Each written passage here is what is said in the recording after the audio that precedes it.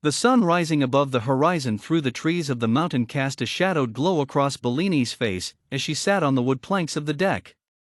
The wood was cool and damp on her fingertips and bare toes.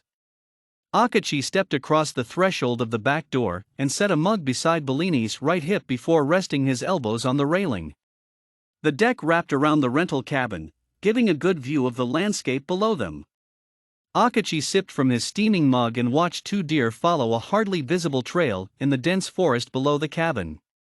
It was situated on the edge of the mountain, built into the side so the entrance was on the ground and the rest was almost floating amidst the trees. The sunrise cast so many colors through the clouds it was like an artist had dropped his palette. Akachi turned to face Bellini, whose pale stringy hair stuck out in every direction, forming a halo around her head in the sunrise. "You know, your toes might freeze," Akachi gestured with his mug to Bellini's bare feet. She laughed, so light and airy it was carried away with the wind. "Oh yeah, let me go get socks before I get sick." Akachi smiled and looked her over. Her body had become frail after the weight loss. Her strong leg muscles, once used for jumping hurdles, had diminished into weakness that could hardly even carry her to the hurdles anymore. Her cheekbones sunk into her face, outlining the dark circles underneath her eyes. She took a breath in and her lungs rattled. He saw her attempt to suppress a cough, but failed as it overtook her body. She doubled over and held her hand over her mouth to catch the blood that creeped out. "Drink up. It'll warm you up before we get started." Akachi turned once more to rest his elbows against the railing. Bellini sipped the contents of her mug as the sun rose higher above the horizon.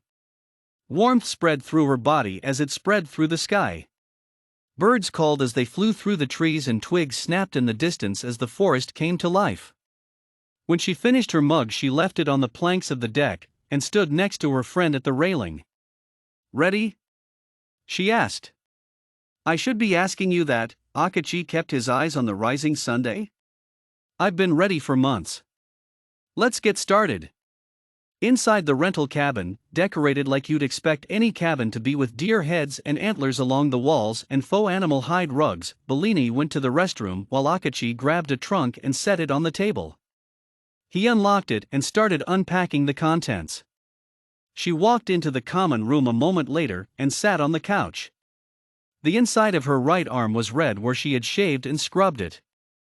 Akachi set the jar of ink on the table next to the needles sealed in a plastic wrapping. She reached over him and plucked the needles off the table and turned them over in her hand. "Have you ever done this before?" she asked.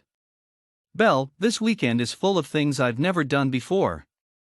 She raised an eyebrow. "True." "Well," she shrugged, "I'm ready when you are." Akachi pulled on a pair of latex gloves, swabbed Bellini's arm with an alcohol pad, and opened the ink jar and one package of needles. He took a breath in and bent over her arm. The needle tingled as it touched her skin. He was deliberate with where he placed the needle, though he retraced his previous ink falls over to ensure it sunk deep. He ignored the ache in his back and strain on his eyes. Bellini had moved to sit on the floor, and she rested her head against the couch cushion behind her. Her eyes were closed, though she didn't sleep. Every fall of the needle into her skin was a reminder to her of all the months of struggle.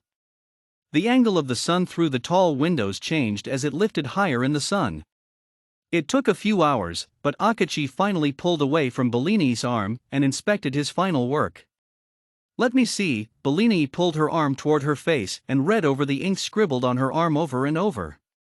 A smile erupted on her face and she closed her eyes and leaned back with a laugh. "It's perfect. That'll teach him." "Yeah." Akachi smiled and pulled his leather gloves off. He watched the deep angles of her face, the lines that stretched and formed when he laughed. The tank top she wore showed off the protruding bones of her shoulders and arms. He swore that he could put his hands around her waist and touch his fingertips if he tried. "So, what now?" She checked the watch on her wrist. "It's only 1 o'clock.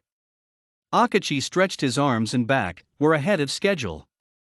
I'll make you some lunch." She stood on shaky feet and happily bounded to the kitchen, where she opened some cabinets and drawers. Moments later she returned with 2 peanut butter and jelly sandwiches.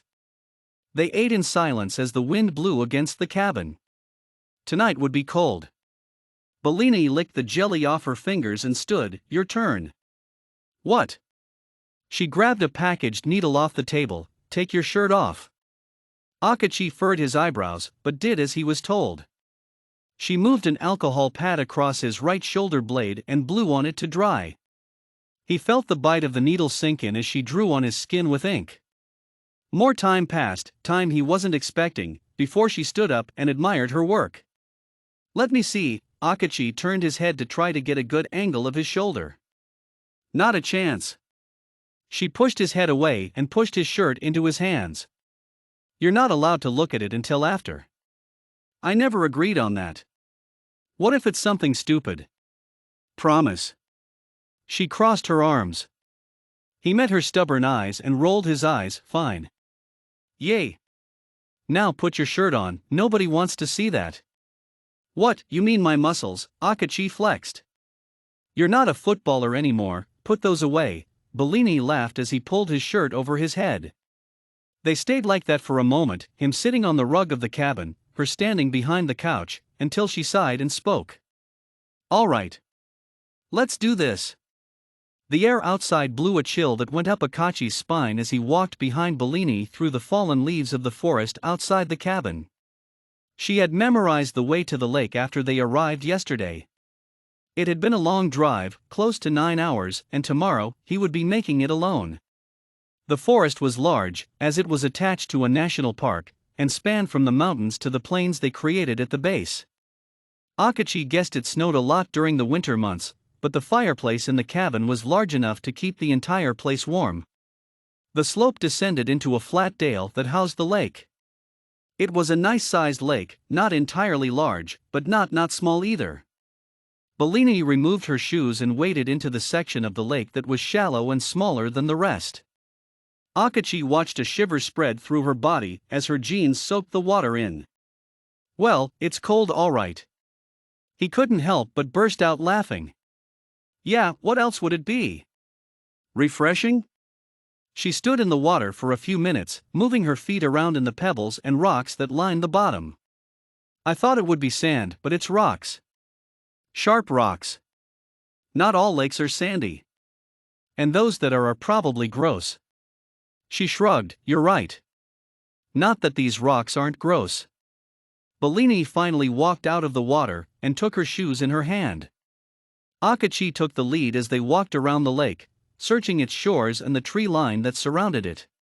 The sun had sunk, nearing the horizon by the time they found the perfect stone to do the job. Akachi placed it on the shore of the lake in between the two of them. He looked up to see her smiling, though tears were streaming down her face. He wanted to memorize her, but this wasn't his friend. This was the result of a long road of suffering. He had all he needed to remember her in the picture collage she made for him before they left, of them in high school. When she was at her prime. He stepped forward and drew her in. He felt each bone jab into him as they embraced and knew he was doing what was right for her. What they couldn't help her with. She drew away, gave him an encouraging smile, and turned her back toward him. The stone was heavy as Akachi lifted it above his head. This must be how she feels. Felt. Asterisk. Akachi sat hugging his knees on the shore of the lake underneath the cabin in the mountains. He had been there long enough to see the sun sink and the moon rise to shine over the lake where he had left her. He had used up all his tears when he held her body after the stone in his hands had hit true. He used that stone to tie to her and allow her to rest at the bottom of the lake. She had wondered how deep it was, now she knew. Akachi's hand grazed over his arm, in the spot where he had drawn her tattoo. One day, someone would find her, and see the words etched on her skin forever. He closed his eyes. Terminal with the will to live and the body to die. No medicines would help? No cure? But no aid to my pain, either? I'll have to take my life into my own hands. And that I did. Akachi took his arm out of his sleeve and felt the cool of the night hit the tender skin of his shoulder. He took a breath and turned his shoulder toward the reflection of the moon in the lake. She had written a message to him, etched into his skin until his time comes, like hers did. You are an angel sent from God meant to carry me home.